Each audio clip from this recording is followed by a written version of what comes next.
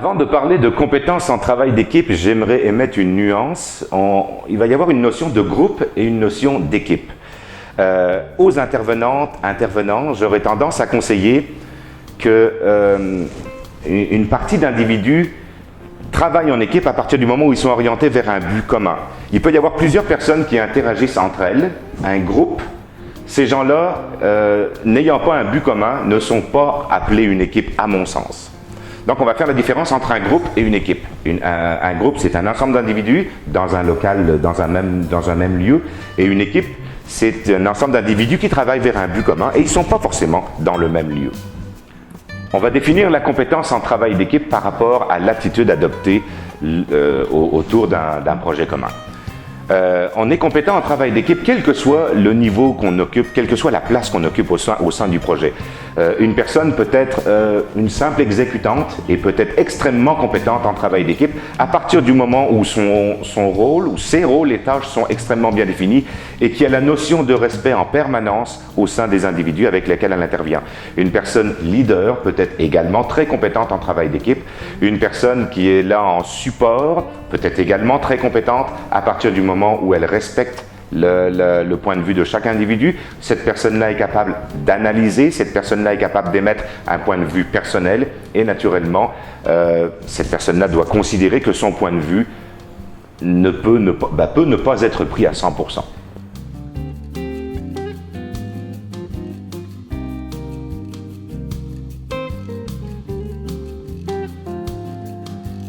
Le développement de la compétence en travail d'équipe, avant tout, est un développement personnel.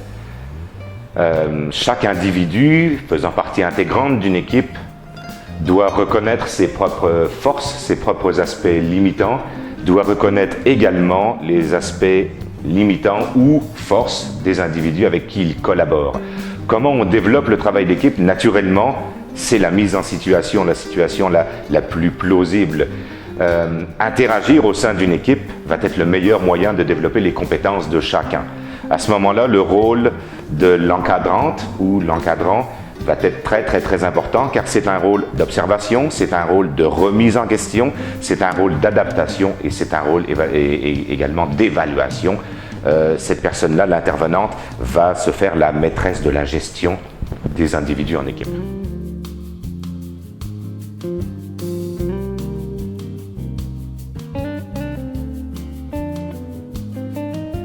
Avant votre intervention, avant de commencer votre atelier en augmentation des compétences, en développement des compétences en travail d'équipe, je conseille à chaque intervenante, à chaque intervenant d'aller mesurer, d'aller calibrer l'état de la compétence actuelle des individus.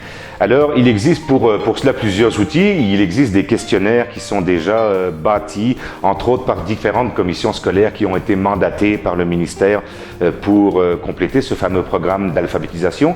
Donc, des questionnaires qui correspondent à des mises en situation. Un des aspects fondamentaux, c'est naturellement la rencontre individuelle avec chaque individu, où vous, en tant qu'intervenante, vous allez être capable de détecter si la politesse est ici, si la collaboration est là, si la personne a une bonne capacité d'analyse, comment la personne va réagir au stress, comment la personne va éventuellement réagir à une soi-disant attaque d'un de ses collaborateurs ou de ses collaboratrices. Alors à ce moment-là, l'outil le meilleur, à mon avis, est l'évaluation. Quand vous avez vos paramètres d'évaluation, l'idéal étant de les amener vers une collaboration idéale pour orienter vers un but commun. Il existe aussi un outil qui peut être efficace, c'est créer une mini-situation avec le groupe en leur faisant comprendre que c'est une pièce de théâtre. Donc, dépendamment de l'intensité du caractère de vos individus, éventuellement, vous pouvez créer une situation sous forme d'une pièce de théâtre ou éventuellement, moi je préconise plus ça, d'aller en rencontre individuelle, d'établir les paramètres existants et ensuite de trouver la stratégie pour amener ces gens-là aux paramètres souhaités. Bonjour, je m'appelle Éric Bon, formateur à l'agence Hélène Roy. Je suis honoré de participer à l'élaboration des trousses en compétences essentielles, communication orale et travail d'équipe.